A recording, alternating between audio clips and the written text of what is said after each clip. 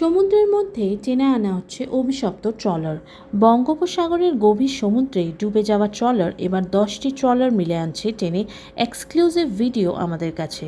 উল্লেখ্য, গত শুক্রবার রাত্রে গভীর সমুদ্রের পাল্টি খায় মৎস্যজীবী ট্রলার। 17 জন মৎস্যজীবীর মধ্যে 8 জনকে উদ্ধার করা গেলেও 9 জনকে এখনও উদ্ধার করা যায়নি। তারা গভীর রাত্রে কেবিনের ভেতরে ঘুমিয়েছিল। তাদের শেষ পরিণতি কী হয়েছে এই ট্রলারটি নামখানা আসার পর উপরে তুললেই তবেই জানা যাবে। আর তার অপেক্ষায় হাজার হাজার মানুষ।